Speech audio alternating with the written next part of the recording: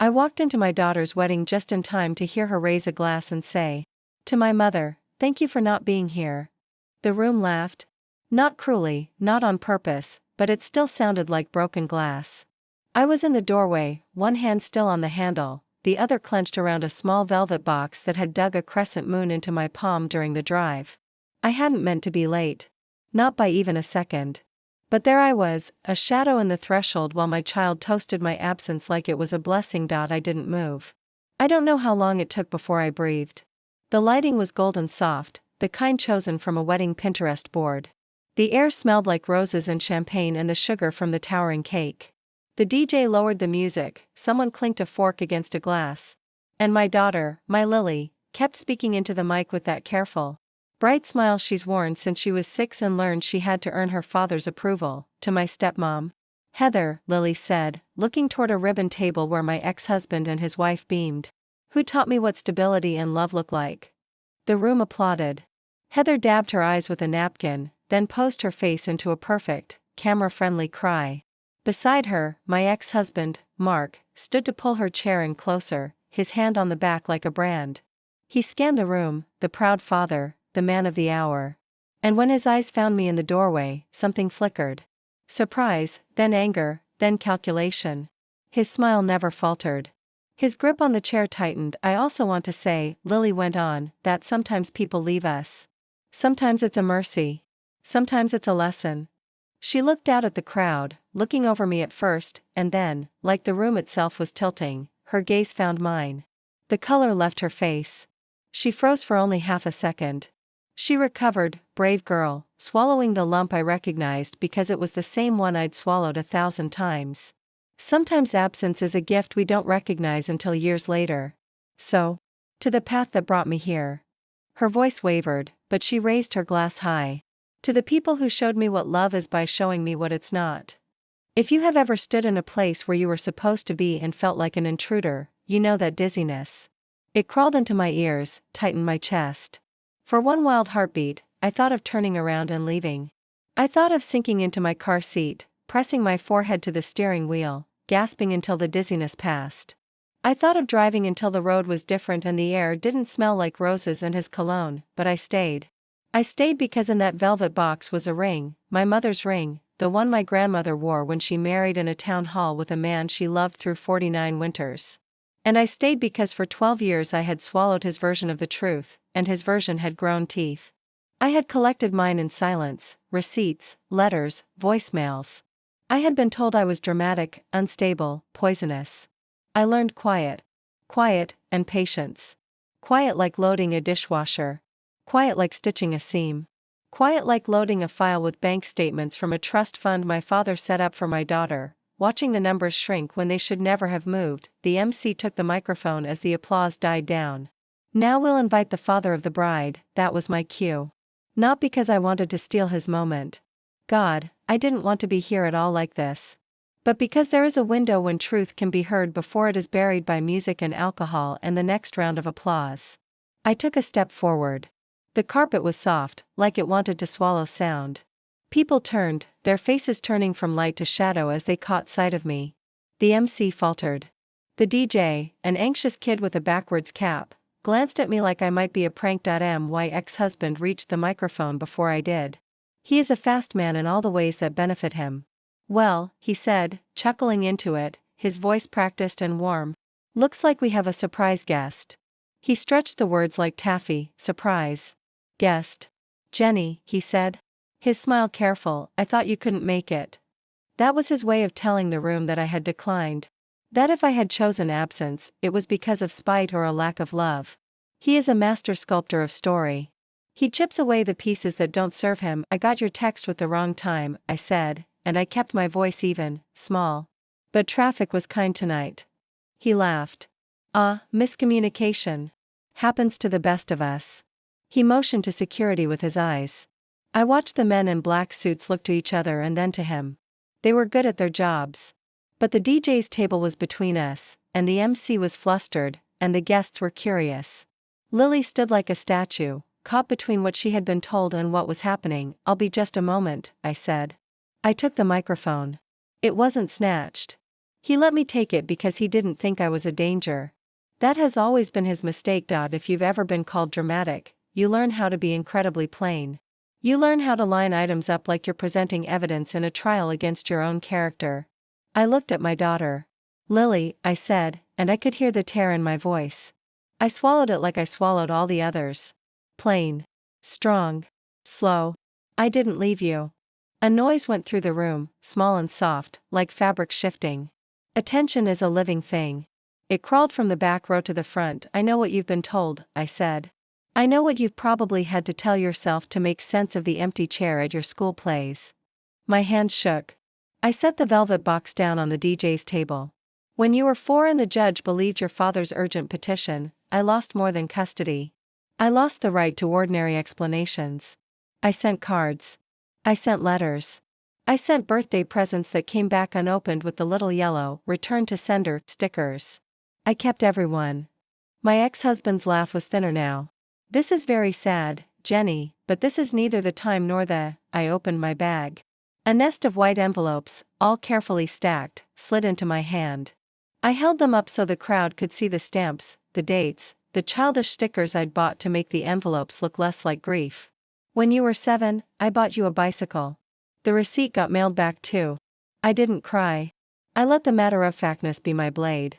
When you were 8, I tried to buy Girl Scout cookies from your troop leader so she'd have to give the order to you. I wrote my phone number inside. The cookies were delivered to my door with a scribbled note: "Please don't try to contact the child. The handwriting is Heather's." I didn't look at Heather when I said it. I looked at Lily. Heather stood, napkin in hand, face flattened into polite pity. "This is so sad," she said. "I can't imagine." I set the envelopes down. They fanned across the table like tiny fallen birds. "I came here to give you something," I told my daughter, "and to watch you happy. Even if I had to stand in the back. Even if nobody saw me." I set 3 alarms for the time I was told. "But your father changed the hour in the text." I held up my phone. The message thread was visible. The last text he'd sent me said 7:30. Every printed program at the table said 6:30. People shifted. There's always that one aunt at a wedding who will speak her mind. Mine was your future mother-in-law. Ben's mother. She was a quiet woman in a blue dress with dignity stitched into her hemline. She looked from the program to my phone, and then to her son, then to Lily. "Mark," she said, very softly, like saying his name was the first step toward unraveling something. "Why would you do that?" He gave a perfect shrug, practiced in divorce court. I must have autocorrected. "She's being dramatic." "I have a printed screenshot from this morning," I said.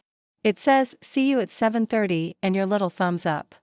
I held it up, and the room drew closer as if to touch it. "You didn't want me here." "I know. But that isn't why I'm speaking. I only need 1 minute. Then I'll go. I promise." People say a promise with a microphone is a dangerous thing. Maybe. But I mean what I say. I turned to the small velvet box and opened it. The diamond inside caught the gold light and made a small galaxy. It was my grandmother's ring.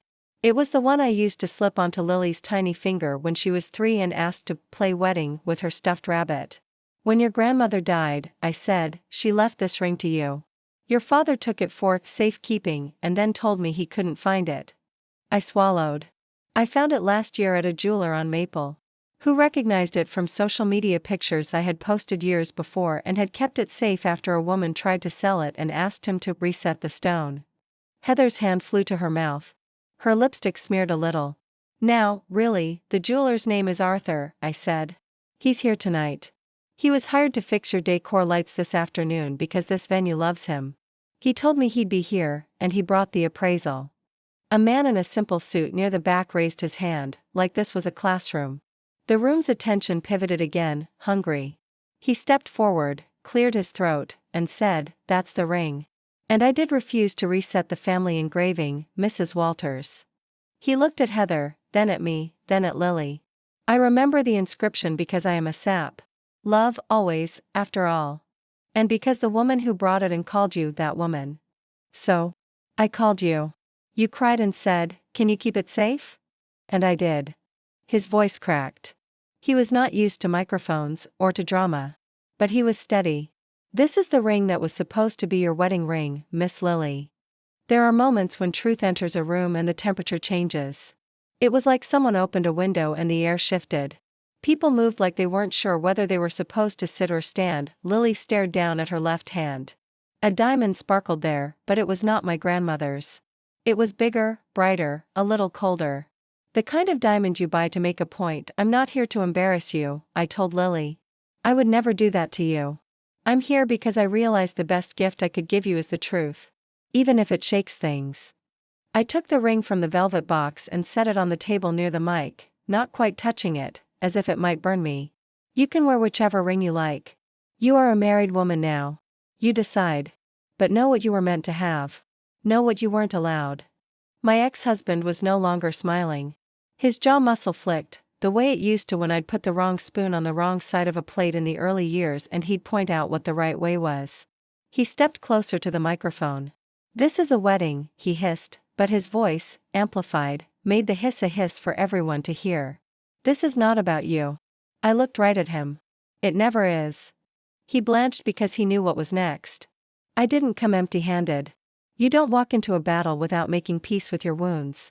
I reached into my bag and pulled out 3 printed bank statements clipped tidy with a silver clip. The last thing, I said, and my voice didn't shake for once. The last thing, and then I will go. When my father died, he left a trust for Lily. It was a trust he opened when she was born. It was meant for her education, her first home, emergencies she couldn't control. I flipped the pages. Starting about 2 years ago, the trust started paying for things it was never meant to pay for. Audi payments. A lake house deck repair. Venmo transfers labeled party, florist, venue deposit and photographer. I placed the papers down and slid them toward Lily, even as I felt Mark's gaze burning a hole in my cheek. Your father is listed as trustee. And he used your money. All those things he gifted you? The brunches, the shopping trips, the down payment on this lavish reception? It came out of what your grandfather left for you. Heather, for once, didn't have a face for that. She paled. She looked to Mark, alarm at last, and the look that passed between them was not one of love, it was of shared trouble. Mark went for the papers, but Ben, sweet Ben, who had been standing at the edge of all this with a whitened knuckle on his own glass, stepped forward and placed his hand over the statements first. He didn't need to say anything. The room saw it, the son-in-law, a barrier, a gentle shield. Mark. Ben's mother said again, voice a little stronger now. Is this true? Mark shook his head so hard his carefully arranged hair moved. She's unstable, he said. She has always been unstable. She's making a scene. Speaking of scenes, security? One of the men in suits took a step toward me. He was young, too young to have a daughter leaving him for the first time. He looked like he didn't want to touch me. He looked like he wanted to be anywhere else. I held the microphone closer. Lily, I said. If you hate me for this, I accept it. If you send me away, I will go. But I couldn't keep quiet and let you build the first day of your marriage on a lie told about who loves you and who left you. I never left. I was removed. And long before this ring was taken from you, long before your trust was dipped into for someone else's fun, I was turned into a ghost so that a different mother could be the living one. I see it. It worked. It worked for years. But I'm here now. And the ring is here, and the truth is here, and it's your day. And I love you. That's all. Silence. You could hear the air conditioning like a breath. You could hear a fork fall onto a plate somewhere and the tiny, funny clink. Then, slowly, one person clapped. It was Ben. He didn't clap because he thought I'd done a good show. He clapped because something like relief had crossed his face, and maybe he recognized a captain finally saying the iceberg's name out loud in time to steer for more. Clapping came, complicated and confused. Not everyone wants to be in a room with truth. It makes the chicken colder and the champagne sour. But there it was, clapping anyway. Mark lunged toward me. I didn't move. He wasn't going to hit me, not here, not where someone might see.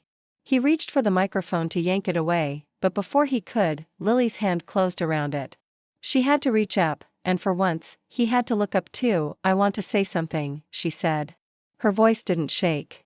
She looked like the child who, at 5, had stood at the top of the slide and told another kid, my turn, and slid down because she didn't know how to be afraid yet. Thank you, she said to me, looking right into my eyes. For the ring. For the letters. She swallowed. I didn't know about the letters. She glanced at Heather, and Heather's perfect face froze. I didn't know. You were a child, I said. You weren't supposed to know. Lily turned to the crowd. I said absence was a gift, she said softly. I didn't think my mother would hear me say it. I wish she hadn't. I wish I hadn't said it. I am sorry. She took a breath. People watched her the way people watch tightrope walkers. I don't know what to do right now. Except this. She looked at her left hand. With her right, she slid the big diamond off. Her bare ring finger looked young, suddenly, vulnerable. She reached for the small velvet box, took out my grandmother's ring, and held it up. Is it okay if I wear your love? She asked me, voice barely above a whisper. I couldn't speak. I nodded, and that nod held so many nights and so many missing birthdays that my neck almost gave out. She slid the ring onto her finger. It fit. Of course it fit. The room held its breath like any church. Mark reached for the bank statements again, desperate to turn the tide, but now Ben's mother had them, and her eyes were not kind anymore. They were ice. We'll discuss this, she told Mark in a voice I recognized, the voice of a woman who has had enough. After tonight, when the police can be present. Heather made a small, strangled sound. She was good at small, strangled sounds. Mark glared at her and she glared back, and there, finally, for everyone to see, was the fissure under the polish. I'm going to step outside, I said. Into the mic, because it felt like the kindest thing to do. This is your night. Eat your cake. Dance. I set the microphone down carefully, like setting a baby in a crib, and turned toward the door. People parted for me, like a tie-dye in the hallway. The lights were less golden. A waiter paused with a tray and gave me a glass of water, no questions asked. He had the face of a boy whose mother worked 2 jobs. He didn't say so. He didn't have to. I drank. The water tasted like relief and panic. I stood outside the venue under a string of lights that tried to make the world festive. The night air was cool. The crickets were doing their old, long song. Music drifted through the door. Someone had switched it back on. I leaned against the brick and closed my eyes.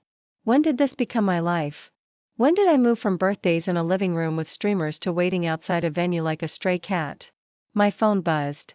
It was a message from a number with no name attached. A screenshot of my contact in Lily's phone labeled spam. Then a message, I didn't do this. I didn't know. Do you believe me? I typed back, I want to. That's the truth. I want to. It was true before, too. I had wanted to believe for years. I had wanted to think she was safe, she was loved, she was making a choice that had nothing to do with me. It was easier to believe that than to wake up every day with a hand around my heart and know when their footsteps clicked on the asphalt. I looked up. Lily stood there barefoot, heels in one hand, the skirt of her dress hitched up in the other, my grandmother's ring catching the light like a small star. Her hair was coming down on one side, and for a second she looked like my little girl who used to run down hallways with one shoe. Mom, she said, she hadn't called me that in years. Not to my face. In texts, when they got through during the silent windows between Heather's tightened controls. I was Jenny. In pictures, I was she. In stories, I was a ghost. Hi, I said. Because everything bigger and smarter fled, she came to me like you come to a shoreline, tentative, then sure. I'm sorry, she said. I'm so sorry for what I said. I thought. She laughed, small and hard. I thought I was protecting myself. I thought if I decided you had left, it would hurt less than being left. I didn't know about the texts. I didn't know they changed your name to spam. I didn't know about the letters. She shook her head. The letters. They told me you didn't send anything. That you forgot my birthdays. I wanted to wrap my arms around her and never let go. I wanted to scold myself, too, for not fighting harder, and then I wanted to remind the scolding part that I had fought and it had almost killed me. Both things are true, and we carry them both, and they are heavy. I sent the letters, I said. Every year. Every holiday. Every time a school year started. I didn't stop because I didn't love you. I stopped because everything came back, and I didn't know if you read it and threw it away or if it never reached you. I stopped for a while. Then I started again, because I realized I could live with being told I tried too much more than I could live with being told I didn't try at all. Lily nodded like a small boat in waves. Did you hate me? She looked small, and her voice was very young for a second. Did you hate me for believing them? Never, I said, because that is a word I can use with no qualifiers. I hated them. I hated me. I hated the judge. I hated the system that believes the person with a steadier paycheck and a steady voice in a conservative suit. But I never hated you. I prayed for you. I held your baby teeth in a little jar like treasure. I kept every drawing you ever made me. I put them in a box with your hospital bracelet and the card the nurse wrote with your weight on it. She wiped her eyes with the back of her hand. She was not careful about her makeup. She never was. Her face told the truth even when her life didn't. A muffled cheer rose up inside the venue, then music, then the recorded voice on the dance floor reminding everyone of the father-daughter dance. The world, as always, has the nerve to keep spinning. I can't dance with him, Lily said. She looked pale. Not right now. Not to butterfly kisses. Not after. It's your night, I said gently. You can do what you want. You can dance with him and talk to him later. You can dance with Ben. You can dance with yourself. You can dance with me. I felt foolish the moment I said it, like a child on the playground offering a hand in a game she may not be invited into. But she smiled. Dance with me, she said. For 1 minute. Here. She set her heels down on the pavement, put her phone on the low wall, found a slow song on a playlist, and pressed play. The tinny speaker sang a song my mother used to hum while washing dishes. The irony didn't escape me. Love, always, after all. We danced in the parking lot, two women with sore hearts, while the crickets and the string lights and a waiter smoking behind the dumpster pretended we were the only ones in the world. She resting her head for a second on my shoulder like she used to when she was 5 and tired of walking. We didn't say anything for the length of a chorus. Some things don't need words. When the song ended, she pulled back, took a breath, and said, I need to go inside. She wiped her face again. I need to tell the truth in the room where the lies were told. I wanted to stop her, to tuck her into safety for just one night, to say, do it tomorrow. Save yourself tonight. Don't ruin your dress with a fight. But the part of me that knows how lies rot things nodded. I'll wait here, I said. If you need me. She went inside. Through the open door, I heard the MC's voice stutter, then the clatter as the mic met a firm hand. Lily spoke. I couldn't hear every word, but I heard enough. I found out, she said, clear and soft. And to build my marriage on truth, I have to say this out loud, my mother did not leave me. A murmur, a hush. To the people who love me, she went on, you don't have to pick a team tonight. Eat cake. Hold your person. But I will be cleaning my life of lies. And I will not vend my future for apologies that don't come with accountability. Dad, we will talk. Heather, we will talk. After the police and after the bank. Ben's voice rose beside hers. I love you, he said. Let's dance. And the music went up louder, defiantly, and the crowd clapped, some of them with relief, some of them because what else do you do? I stayed under the lights and sipped my water and felt 48 years old and 5 years old all at once. Mark came out, red blotches on his neck like a rash of rage. He saw me and had the nerve to look wounded. You're a monster, he spat. You ruined her day. You were already ruining it, I said, tired more than anything. I just turned on the lamp. What do you want? He was panting, not because he'd run anywhere, but because he'd found a wall in himself and didn't know how to get through it. I want nothing from you, I said. That's the part you never understood. I don't want money. I don't want your approval. I don't want your permission. I wanted my child to know the truth. And now she does. He ran a hand through his hair like a TV husband after a fight. You'll be hearing from my attorney. I brought envelopes, I said. I can mail him the letters. He laughed. It sounded weak. He went back in because he cannot stand a room where people are talking without him in it. He needs the oxygen of their eyes. I sat on the low brick wall and looked up at the sky. The stars were faint. The city lights bully them, but they are still there, stubborn. A half hour later, the door opened again. Ben's mother came out. She had the bank statements tucked into her clutch. She sat beside me. He's a child, she said of her son, softly, with a mother's eternal perspective. He thinks love solves all. Maybe it does. Maybe it reveals rot and then you can clean. You raised him right, I said. He is brave. She smiled, small, humble. You raised yours with love that didn't stop. That's braver. We sat in the sisterhood that happens when women who have suffered enough are finally sitting down. No one had to say we were tired. It was there in our posture. The night moved the way nights do. Inside, I could hear laughter again, real this time. the kind that isn't for show. I heard a country song, of all things, and Lily's laugh, sharp and bright like a bell I remember from a Christmas when she was 9. The world assembled itself into a different shape around me. I let it, when it was over, long after the cake was cut and the couple had run through a tunnel of sparklers. Lily came back out. Ben was with her, their fingers threaded tight. She had swapped her dress for a simpler white slip and sneakers. She looked like herself again, my girl with the messy bun and the fierce eyes. "I don't want to leave without you seeing this," she said, and pressed a key into my palm. It was old and brass and worn smooth. "What's this?" I asked, although I had a guess, because sometimes the universe is a poet and likes a motif. "The lake house," she said. "Heather's name is on the deed with Dad. But my name is on the trust. The lawyer said a judge will sort it out. For now, this is the key to your old room there. I don't know how long it will be ours. But I want to sit on that dock with you at sunrise, just once. And hear you tell me about Grandma and her ring and the man she loved through 49 winters. I could tell her about the knot throws my mother used to make for our cold toes. I could tell her how my grandmother made soup that tasted like safety.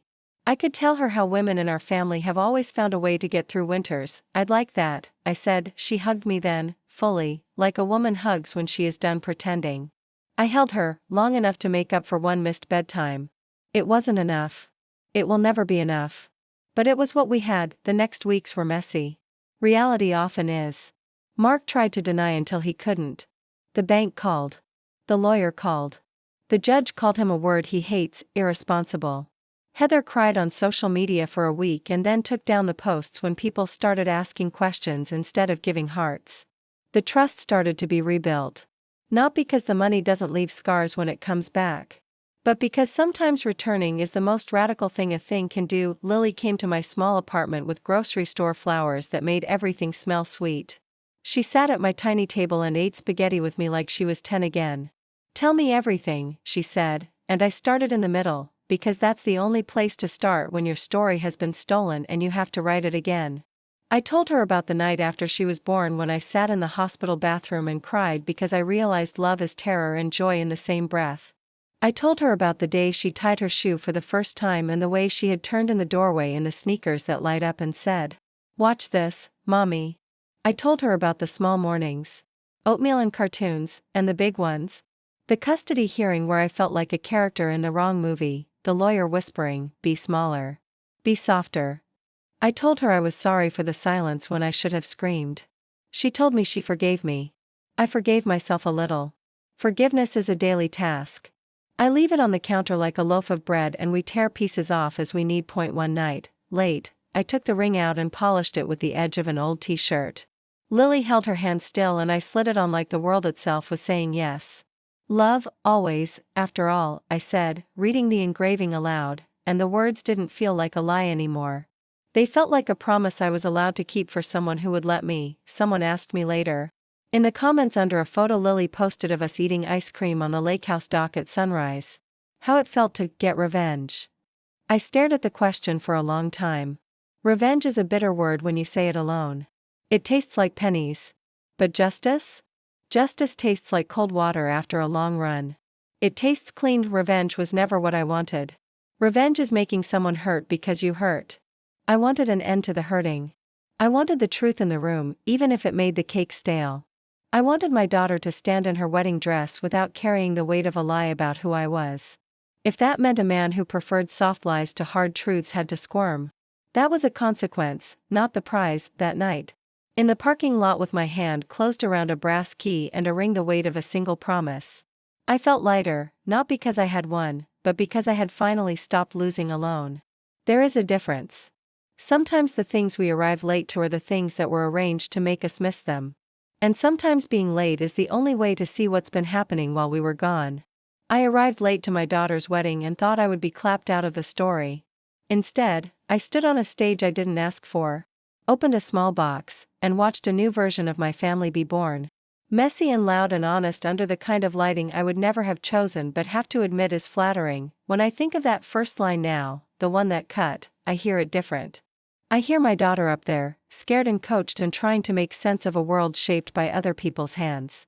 I hear myself in the doorway, the old me holding the handle, the new me stepping forward. I hear the silence after the truth and the applause that was not really for me at all but for the freedom of untying a knot. The night after the wedding, Lily texted me, "What would Grandma have said?" I typed, then erased, then typed again. She would have said to eat. She would have said to sleep. And she would have said love doesn't fix everything, but it doesn't leave either. She would have said, after all. Always. I think of that when the house is quiet and my chest is not. I think of it when I pass the lake and the water wears the light like lily leaves. I think of it when I see a woman holding a baby in the grocery store, her face a map of a country she just moved into. I think of it when I lay down, fingers still imprinted by the velvet box. And I let myself drift into a sleep where I am not late, not absent, just there. Like a coat on a peg where it belongs, waiting, solid. Ready for the next time the door opens. If you like the story, you can support me by sending a super thanks so I can keep bringing more stories like this. Thank you so much for your sweet support. I'm looking forward to your comments on the story. Don't forget to subscribe.